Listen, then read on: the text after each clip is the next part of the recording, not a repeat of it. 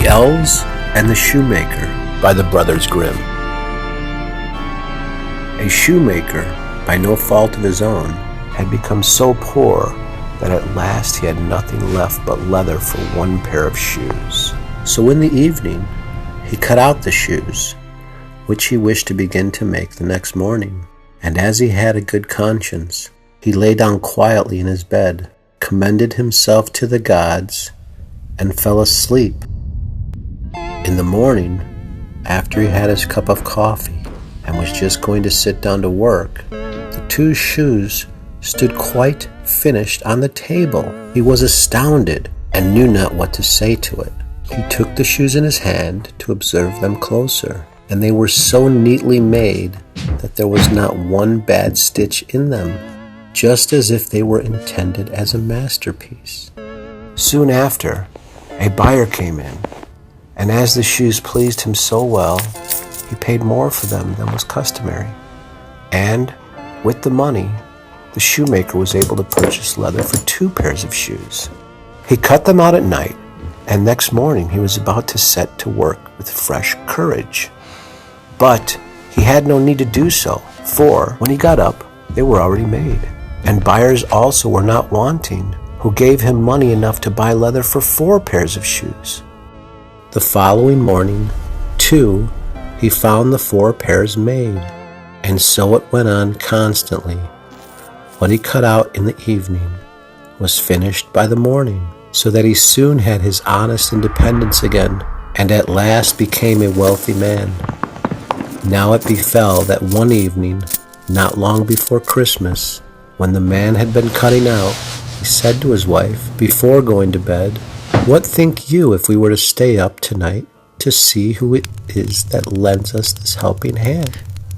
The woman liked the idea and lit a candle, and they hid themselves in a corner of the room behind some clothes which were hanging up there, and watched.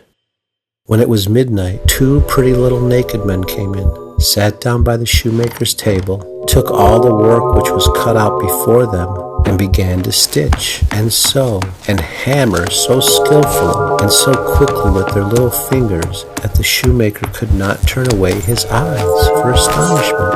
They did not stop until all was done and stood finished on the table, and they ran quickly away.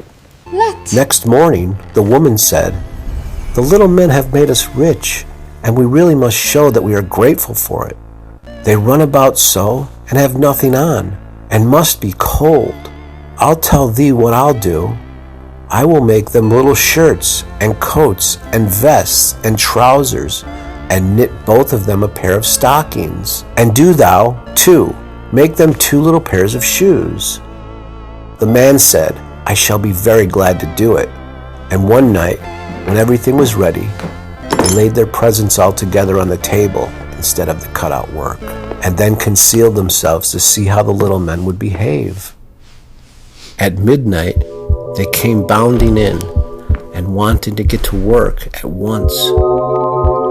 But as they did not find any leather cut out, but only the pretty little articles of clothing, they were at first astonished, and then they showed intense delight. They dressed themselves with the greatest rapidity, putting the pretty clothes on and singing, "Now we are boys so fine to see, why should we longer cobblers be?